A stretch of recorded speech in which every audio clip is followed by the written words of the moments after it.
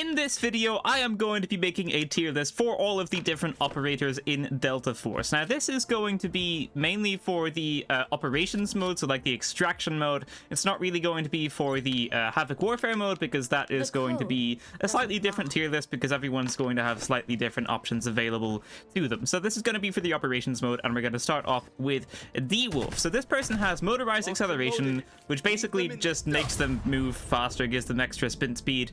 Triple blaster, which is kind of like 3 grenades that you shoot and then they come out one at a time in a kind of like burst rifle type of fashion, and they do stick to grenades, but in this game mode that's not going to be super useful. You have a smoke grenade. It's a low load smoke grenade that happens really quickly, it like releases rapidly, and then your trait is just a tactical slide, so you can use the exoskeleton for rapid tactical slides instead of them being like a little bit slow on pretty much all of the other operators. So this guy is okay. You know, he's got some nice stuff to him. If you need to get out of a tight situation pretty quickly, then the motorized exoskeleton is definitely going to be somewhat useful. The triple blaster is also decent, can do high damage if you know, get these in the vicinity of where someone is. Smoke grenade is good, and then the trait is just, you know, it's like a decent trait. It's not awful, and it's not fantastic either. So this guy is like an all-rounder. I think he's fine. I think he's okay. I think you can go with him if you like him. And therefore, I am going to put him into B. Like, I don't think he's super fantastic. I don't think he's super awful. I think he's just okay. So then we have Vyron, and this guy has a Crouching Tigers. This fires a compressed air round that knocks down enemies, nearby enemies on impact. So this is very good, because this is like a splash damage thing. I guess I can just show it here. So this is like a splash damage thing that you shoot, and if it's just within the vicinity of where someone is, then it knocks them down, and this is going to allow you to just get a free kill on them, because they're knocked down for quite a while. So if you get a hit marker on this thing, you can push in and just get a free kill.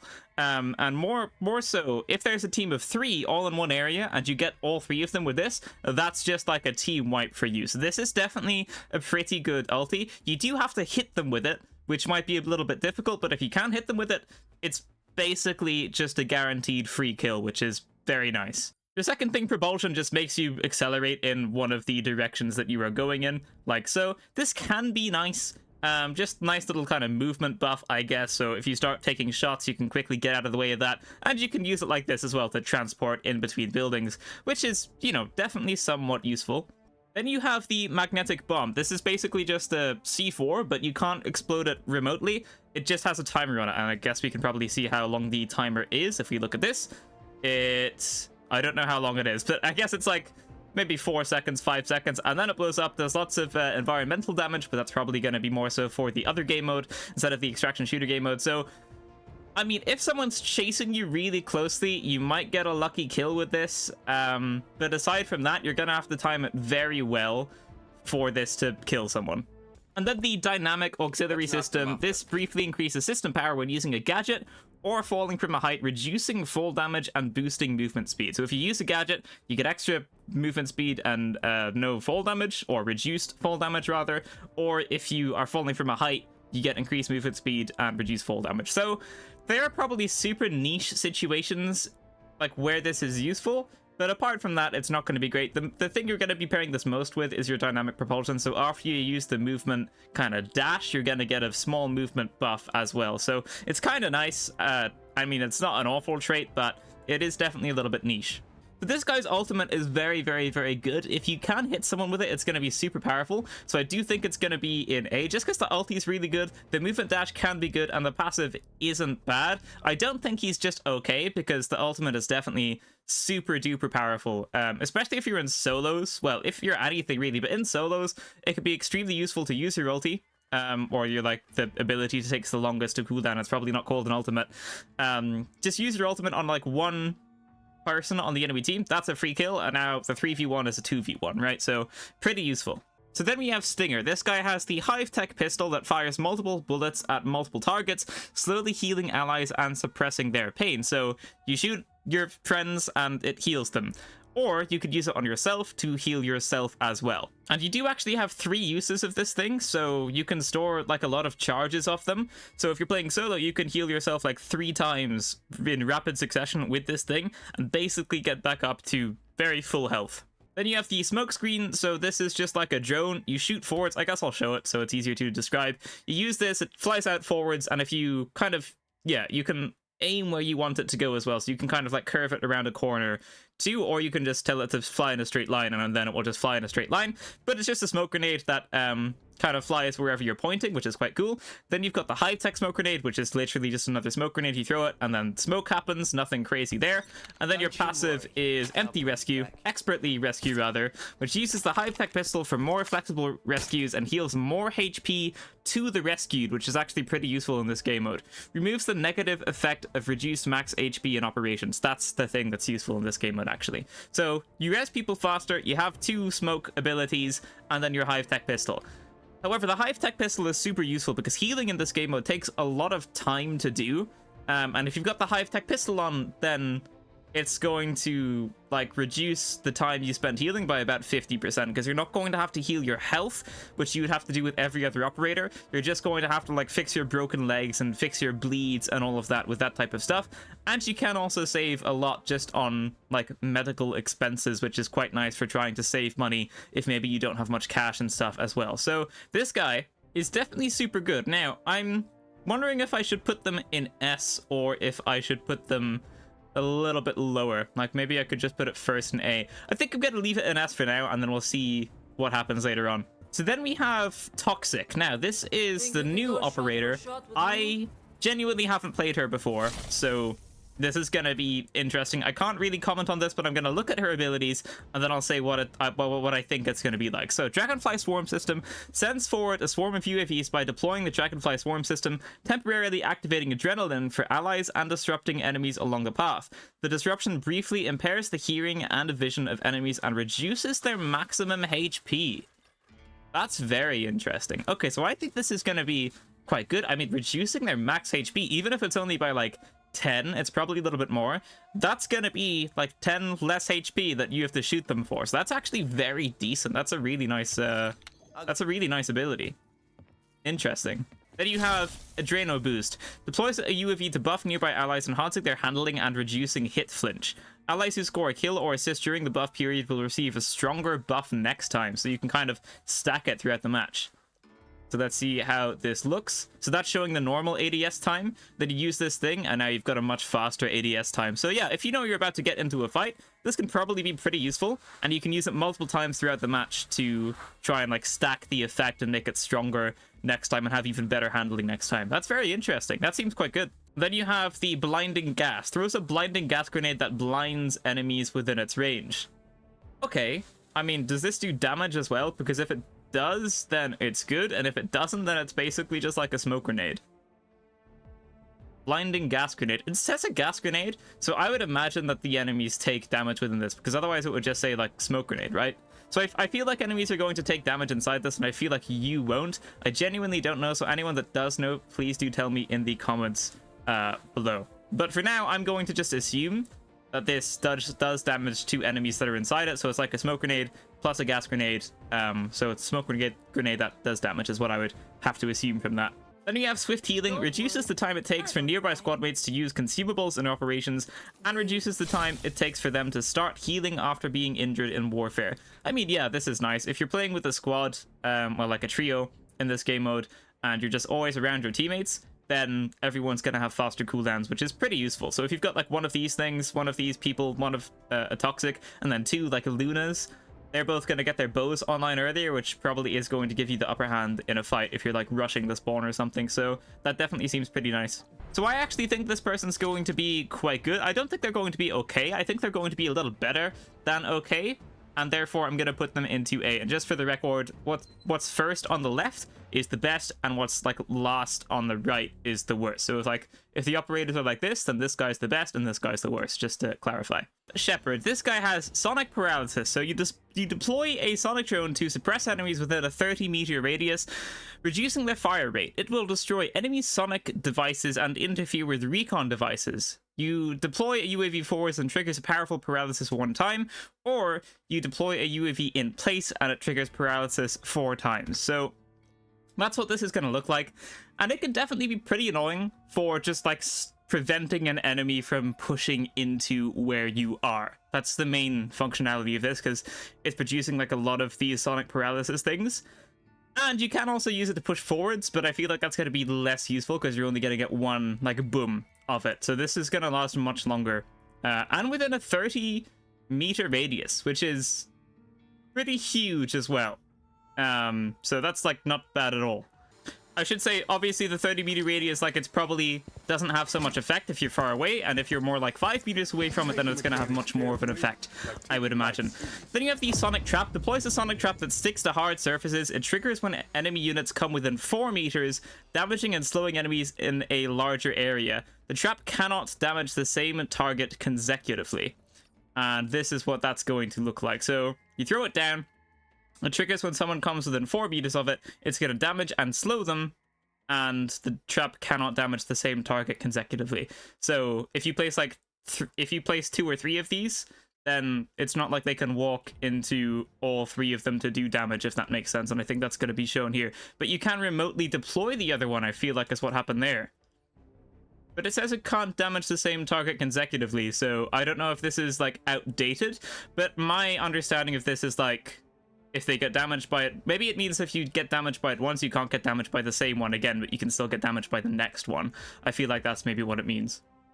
Okay, but it can still probably damage the, I don't know, this is a little bit confusing. I think one of 2 things is happening here. Either the first one stops damaging the guy after they walk into it for the first time, or the first one keeps damaging them and the second one doesn't damage them, but this guy activates it, so then it does damage them. I'm not too sure. Someone please provide some clarity in the comments down below. But either way, this is a very good thing. You can place, I think you've got 2 or 3 charges of them, so it's really not that bad at all. I myself got killed by one of these the other day in operations. So if you're the type of, well, hold on, I'll say that at the end, but this is a good ability. Then you also have a frag grenade. This is just a regular old frag grenade. You can cock it if you charge it up. Defensive frag grenade that can effectively damage ballistic vests and exposed limbs. So, you know, regular old frag grenade, not so much to be said there. And then Sonic Defense, use the hand device to generate anti-phase sound waves to reduce damage from blast waves. So this is just your trait. So like if I throw a frag grenade, I'm going to take less damage from the frag grenade than I would as an operator that doesn't have this trait. So kind of like the tank trait, really. So as for a way to put this guy, I think he's quite good. I think you're supposed to use him as defense, so, you know, put your mines down and all that kind of stuff, and use your sonic suppressor thing when someone's about to push into you. Maybe you were playing it slow, so they didn't hear you, but you heard them, and now you know where they're going to come in from, and they're going to run into your mines and take lots of damage from that, and their vision's going to go blurry and all that kind of stuff. But you can also use this guy while you're pushing into an area, because you can throw your mines into whatever room the enemies are inside, and it's still going to damage them. So I think this guy is going to be decent, and his trait is pretty nice as well, so definitely not a bad class. Uluru. Loitering munition fires an image-guided loitering munition. After aiming, it splits into 4 bombs on impact. When hip-fired, the loitering munition will engage preset guidance. That is going to look like this. So it's basically like a homing launcher.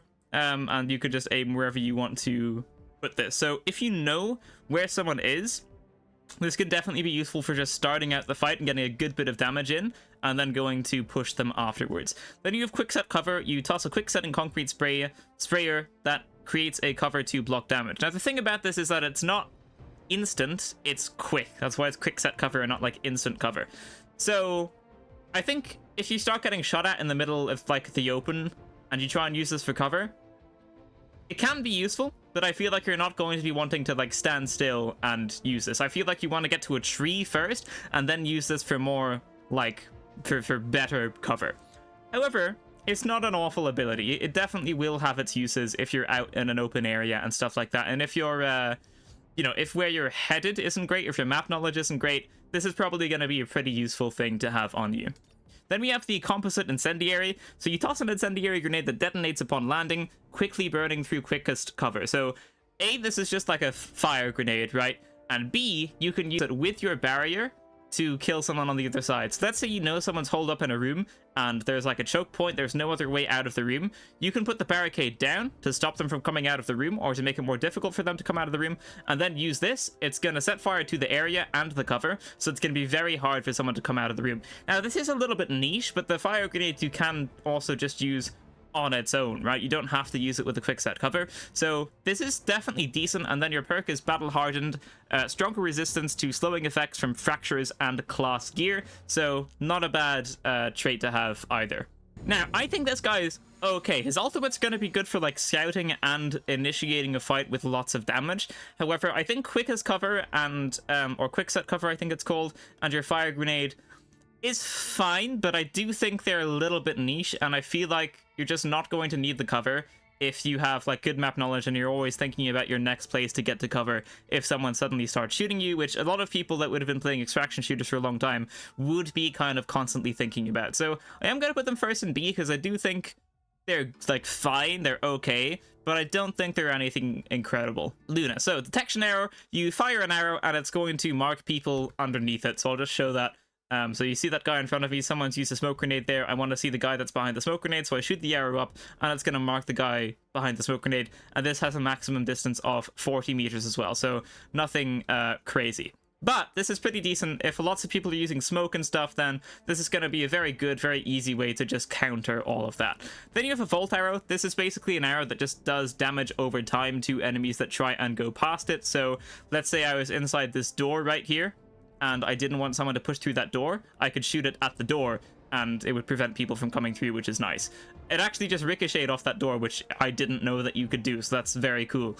This is also very good at killing the shield bearers, because you can stick this to the riot shield that they use, and then it will just like demolish the shield users. So that's very good. And you can also like shoot it at a downed enemy, so if someone goes to res them and they like pop a smoke grenade or something, you're going to be getting the hit marker on the downed enemy and the teammate that went to res them. So this is a very useful ability, and it lasts quite a while and does decent damage as well, and you have 2 charges of them, so it's very good. You also have 2 charges of the frag grenade. Again, just regular old frag grenade. You can cock it if you hold it down for long enough. You have a timer when you're using it, and you do have 2 charges of this, so you've got 2 charges of the volt arrow and 2 charges of the frag grenade, and you've got a good ulti as well. Then your trait, enemy analysis. When you damage enemies, they are briefly marked. So I saw this guy was there, I shoot them through the smoke, and they're briefly marked after I shoot them. Now I find this to be a little bit inconsistent. Sometimes it activates, sometimes it doesn't. Like, I'll shoot them once, it will activate, but sometimes I'll shoot them a second time and it won't activate. But when this does activate, it's very good. I think there's some weirdness about its activation conditions, I'll say, but this is a very good trait when it is working for sure. So Luna is undoubtedly pretty good, and I don't know if I want to put her... I'm gonna put her first in S, because the medic guy, like, if you have heals and you know when to use them, then your like healing pistol is like something that you can just have in your inventory. But if you're Luna, then like you can't have your arrows in your inventory and stuff like that, if you know what I mean. So like as the med guy, you can have heals in your inventory, and then your ultimate is like something you already have. But as Luna, you can't have a detection arrow in your inventory. So I think she's going to be a little bit better if, you know, you're better at your positioning and when to heal and not taking damage and all of that kind of stuff. But the med guy is definitely still super good. And then you have Hackclaw. So signal decoder uses the decoder to periodically scan up to 6 enemy signals and show their movement in your contact lenses. The closest signal is highlighted in red, and the enemy's alert level increases as Hackclaw approaches. So this is okay. This can be useful in indoor areas where you think there's multiple teams around you, because it can mark up to 6 enemy signals, right? So if there's 2 teams, you're going to be able to see where all of them are, and you will see where the closest enemy is as well. So sometimes in the closed off areas, Luna's arrow just isn't going to cut it, because it's going to be hard to, you know, get it around a corner or something, and it's going to be hard to get around someone's head, get over someone's head rather. And in those close range areas, you're probably going to want Luna's ability instead, because it's going to be slightly more useful. You can also have the flash drone, which deploys a like flash grenade forwards. That's not a grenade. It deploys a flash drone forwards, and if you aim at the decoder's trajectory, it will turn yellow, and the drone will fly along the selected trajectory. So what you can do is you can use this, and then if I aim at the floor here, I can like make the drone go along one of those lines. And the blinding effect is pretty severe as well. Like, it really messes up your screen quite a lot, so it makes it pretty difficult to see for quite a while if you get like a good hit on the flash drone. So this is pretty good. Then you have the data knife. You throw a data knife to hack into enemy electronic devices within 10 meters on impact and briefly disable them. But the cooler thing is direct hits on enemies will deal significant damage. So, I mean, I always think throwing knives are cool, so it's basically just a throwing knife that you can hit at someone and it's going to do a lot of damage, or you can use it to hack into devices, which can be useful as well. And then your trait is Silent Step, increases movement speed while in stealth or crouching with reduced noise. So that's pretty useful. If you like playing it slow and playing it sneaky, this trait is actually one of the best traits in the game right now.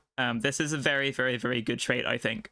The thing is, she's just not as good as Luna. Luna offers so much more, but I don't think she's, like, okay either. I think in those close range situations and those kind of, like, big indoor close proximity buildings, her ability is going to be very nice, and therefore I think you're going to want that on. And also her trait is incredible. Her trait, her passive ability is really good. So I think I'm going to put her last in A. I'm going to put her in front of this guy. And there's the tier list. I know there's nothing in C or D. I know sometimes when I don't put things in C or D, people are like, oh, there's nothing in C or D. This is the SAB tier list. But I don't think anyone's that bad. Like, I don't think anyone's that awful, and I don't think anyone's, you know, absolutely awful and absolutely needs to be buffed. I think everyone has their place right now. I think Luna and the Med Guy are both strong, because just in, like, the variety of situations, these are going to be the operators you want, because most fights are going to be outdoors or like close to outdoors, so you can like pretty much always use your arrow. Like, you're gonna spend more time outdoors than you are indoors, right? You spawn outdoors and then you have to run somewhere to be indoors, then you have to run between areas to be indoors again, right? So you're gonna spend a lot of time outdoors. And so the arrow is always going to be good. And for the med guy, the detection arrow is always going to be good, because it's going to be super easy to ping someone else that's outside. And then the med guy is out, and also your volt arrow and your frag grenade is really good as well. And being able to mark people when you shoot them is also very good. And then the med guy is also super good with the heal. It can just save a lot of time, and you're like always going to be taking damage here and there from AI and other enemies, so it's always going to be useful to be able to quickly heal yourself and or teammates. So there you have it. I think I'm happy with that. And if you're wondering how I know everyone works, even though I have some operators locked here, that's because I played a lot of the betas and their abilities weren't really changed in the betas at all. So even though I haven't had this guy unlocked, I have put a good few hours into him, and this guy as well. I don't have him unlocked, but in the betas I did have him unlocked. So the only one I actually haven't played is this person right here. So I did put her into A, but take that with a grain of salt, because I don't know how she actually is in game. So yeah, thank you so much for watching, ladies and gentlemen. That is going to be it for this video. If you liked it, leave a like, subscribe, and I will see you in the next one. Farewell.